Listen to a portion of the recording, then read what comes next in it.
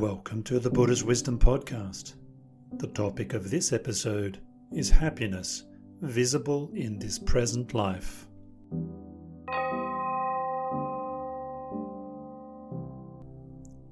One, upholding the Dhamma in society. Mendicants, even a wheel-turning monarch, a just and principled king, does not wield power without having their own king. When he said this, one of the mendicants asked the Buddha, "But who is the king of the wheel-turning monarch, the just and principled king?" "It is principle, monk," said the Buddha. "Monk, a wheel-turning monarch provides just protection and security for his court, relying only on principle, honouring, respecting and venerating principle, having principle as his flag, banner and authority. He provides just protection and security for his aristocrats, vassals, troops, Brahmins and householders, people of town and country, ascetics and Brahmins, beasts and birds. When he has done this, he wields power only in a principled manner, and this power cannot be undermined by any human enemy. In the same way, monk, a realized one, a perfected one, a fully awakened Buddha, a just and principled king, provides just protection and security regarding bodily actions, relying only on principle, honouring, respecting and venerating principle, having principle as his flag, banner and authority. This kind of bodily action should be cultivated. This kind of bodily action should not be cultivated. Furthermore, a realized one provides just protection and security regarding verbal actions, saying, "This kind of verbal action should be cultivated. This kind of verbal action should not be cultivated." And regarding mental actions, "This kind of mental action should be cultivated. This kind of mental action should not be cultivated." And when a realized one, a perfected one, a fully awakened Buddha has provided just protection and security regarding actions of body, speech and mind, he rolls forth the supreme wheel of Dhamma, and that wheel cannot be rolled back by any ascetic or Brahmin or God or Mara or divinity or by anyone in the world.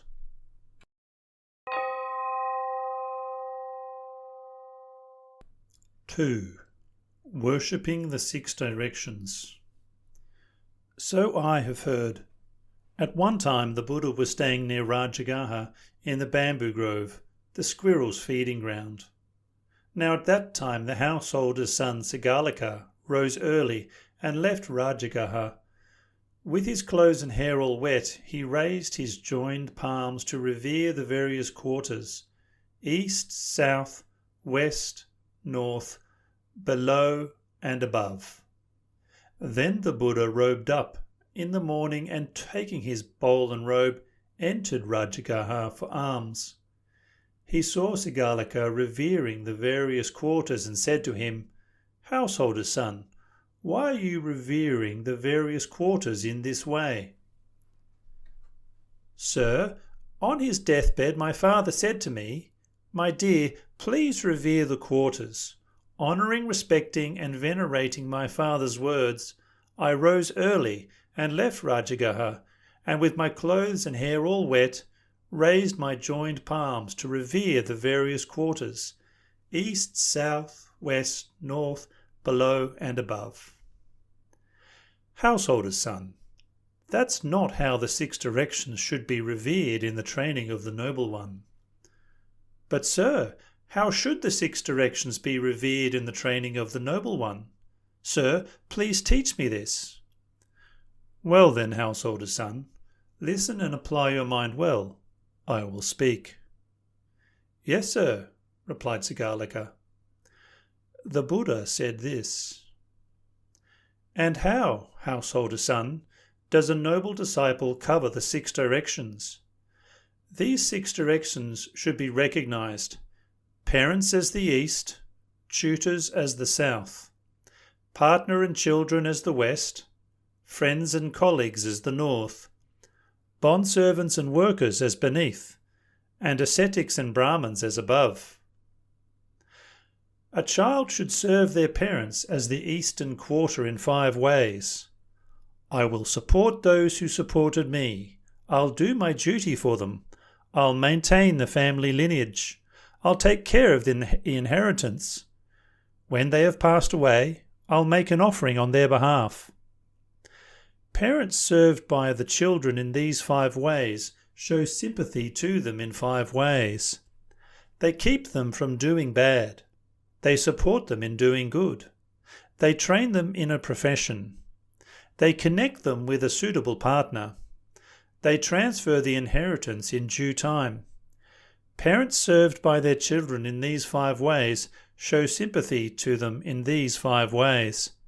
And that's how the eastern quarter is covered, kept safe and free of peril. A pupil should serve their tutor as the southern quarter in 5 ways.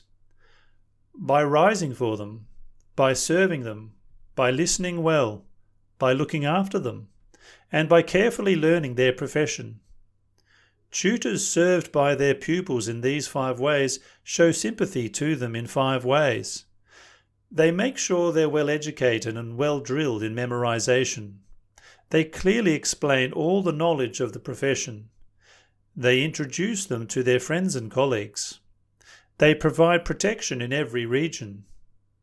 Tutors served by their pupils in these 5 ways show sympathy to them in these 5 ways.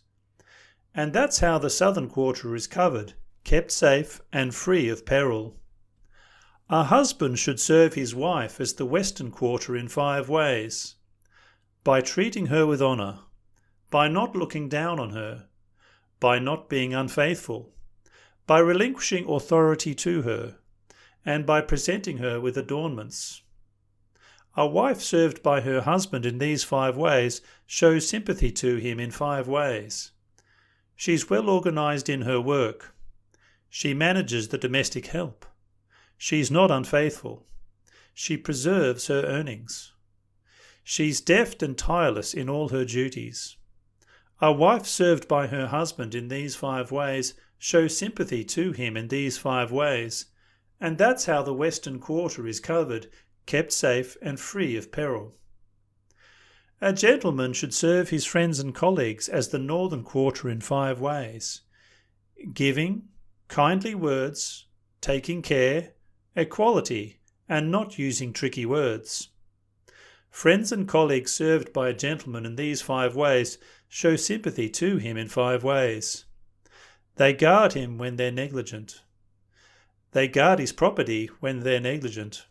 They keep him safe in times of danger. They don't abandon him in times of trouble. They honour his descendants. Friends and colleagues served by a gentleman in these 5 ways show sympathy to him in these 5 ways. And that's how the northern quarter is covered, kept safe and free of peril. A master should serve their bondservants and workers as the lower quarter in 5 ways. By organising work according to ability, by paying food and wages, by nursing them when sick, by sharing special treats, and by giving time off work. Bondservants and workers served by a master in these 5 ways show sympathy to him in 5 ways. They get up first and go to bed last. They don't steal. They do their work well, and they promote a good reputation. Bondservants and workers served by a master in these 5 ways show sympathy to him in these 5 ways. And that's how the lower quarter is covered, kept safe and free of peril. A gentleman should serve ascetics and Brahmins as the upper quarter in 5 ways. By loving deeds of body, speech and mind. By not turning them away at the gate, and by providing them with material needs. Ascetics and Brahmins served by a gentleman in these 5 ways show sympathy to him in 6 ways. They keep him from doing bad. They support him in doing good. They think of him with kindly thoughts. They teach him what he does not know. They clarify what he's already learned. They explain the path to heaven. Ascetics and Brahmins served by a gentleman in these 5 ways show sympathy to him in these 6 ways. And that's how the upper quarter is covered, kept safe and free of peril.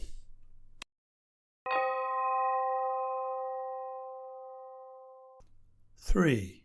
Respect for parents.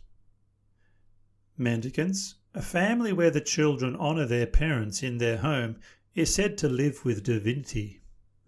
A family where the children honour their parents in their home is said to live with the first tutors. A family where the children honour their parents in their home is said to live with the elder gods. A family where the children honour their parents in their home is said to live with those worthy of offerings dedicated to the gods.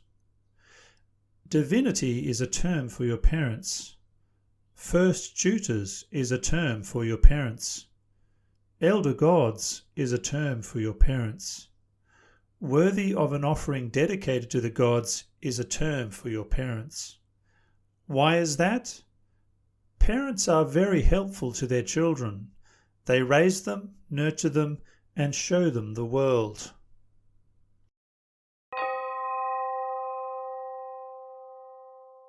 4. Repaying one's parents. Mendicants, I say that these 2 people cannot easily be repaid. What 2? Mother and father. You would not have done enough to repay your mother and father even if you were to carry your mother around on one shoulder and your father on the other. And if you lived like this for 100 years, and if you were to anoint, massage, bathe and rub them, and even if they were to defecate and urinate right there, even if you were to establish your mother and father as supreme monarchs of this great earth, abounding in the 7 treasures, you would still not have done enough to repay them. Why is that?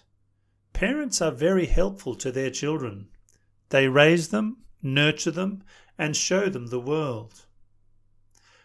But you have done enough, more than enough, to repay them if you encourage, settle, and ground unfaithful parents in faith, unethical parents in ethical conduct, stingy parents in generosity, or ignorant parents in wisdom.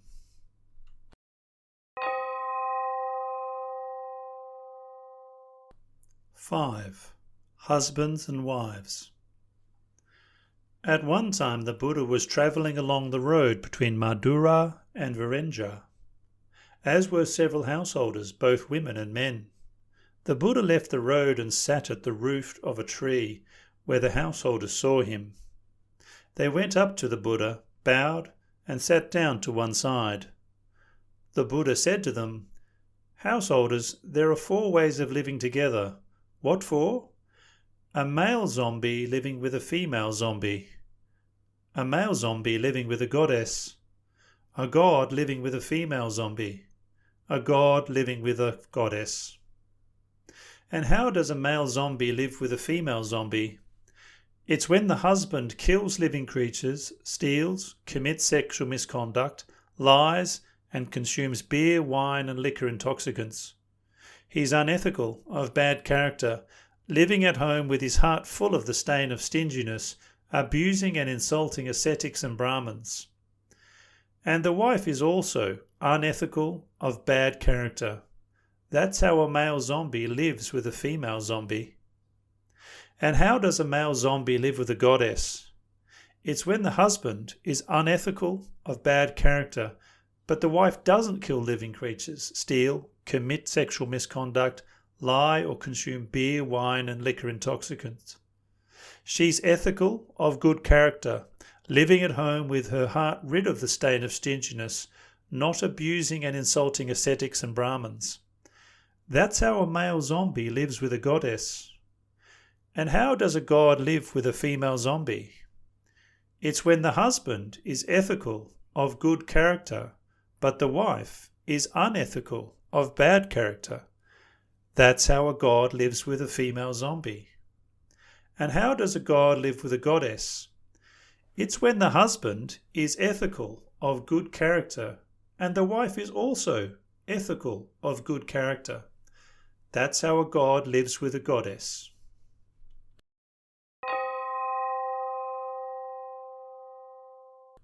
6.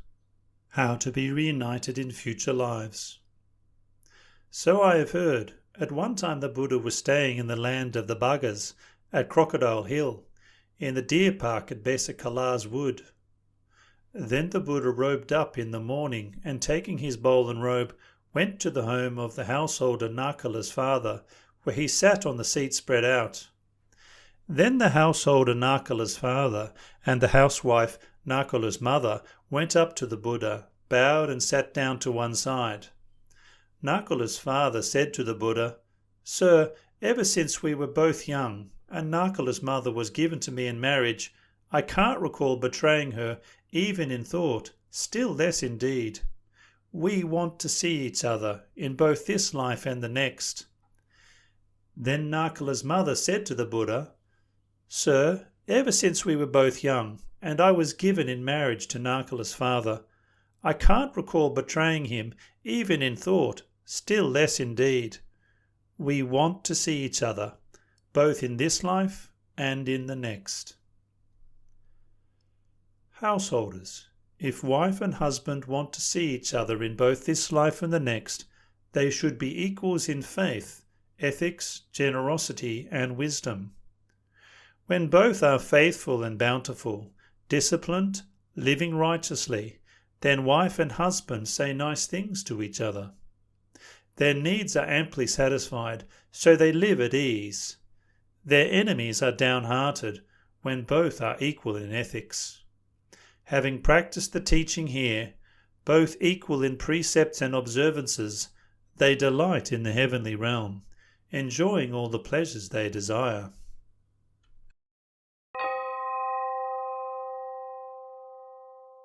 7. 7 kinds of wives. Then the Buddha robed up in the morning, and taking his bowl and robe, went to the home of the householder Sutta Pitaka, where he sat on the seat spread out. Now at that time people in Sutta Pitaka's home were making a dreadful racket. Then the householder Sutta Pitaka went up to the Buddha, bowed and sat down to one side. The Buddha said to him, "Householder, what's with the people making that dreadful racket in your home? You'd think it was fishermen hauling in a catch." "Sir, that's my daughter-in-law Sujata. She's been brought here from a wealthy family.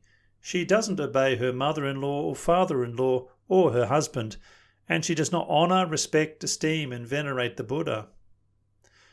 Then the Buddha addressed Sujata, saying, "Come, Sujata."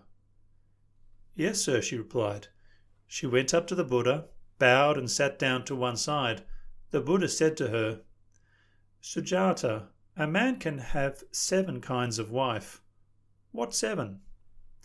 "A wife like a killer, a wife like a thief, a wife like a lord, a wife like a mother, a wife like a sister, a wife like a comrade, and a wife like a bondservant.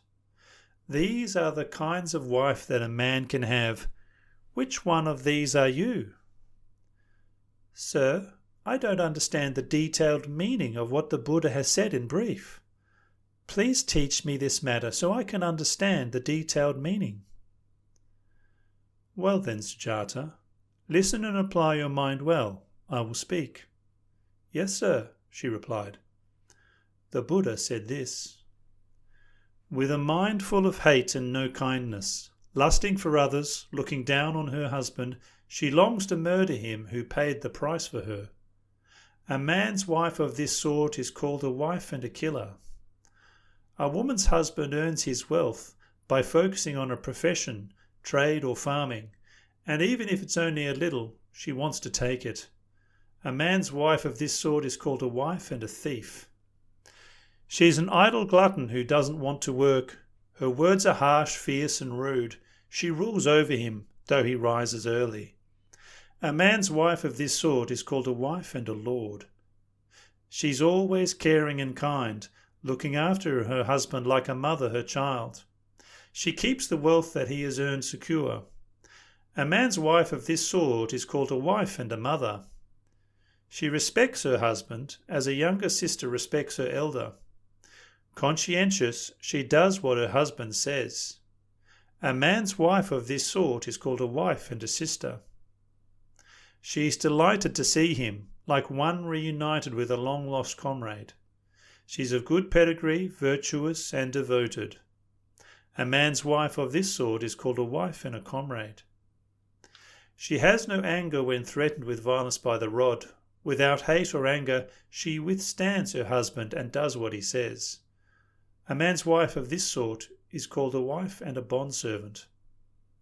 The kinds of wives here, called killer, thief and lord, immoral, harsh and lacking regard for others, when their bodies break up, they set their course for hell. But the kinds of wives here, called mother, sister, friend and bondservant, steadfast in their own morality, restrained for a long time, when their body breaks up, they set a course for a good place. Sujata, these are the 7 kinds of wife that a man can have. Which one of these are you? Sir, from this day forth, may the Buddha remember me as a wife like a bondservant.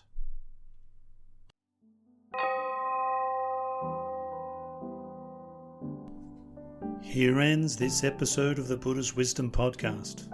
Season 3 of the Buddha's Wisdom Podcast is based on the anthology structure provided in Bhikkhu Bodhis in the Buddha's Words, an anthology of discourses from the Pali Canon. The translations from the original Pali are by Bhikkhu Sujato and can be sourced from Sutta Central, which uses a Creative Commons license for translations. Thank you for listening. May you all find happiness and peace.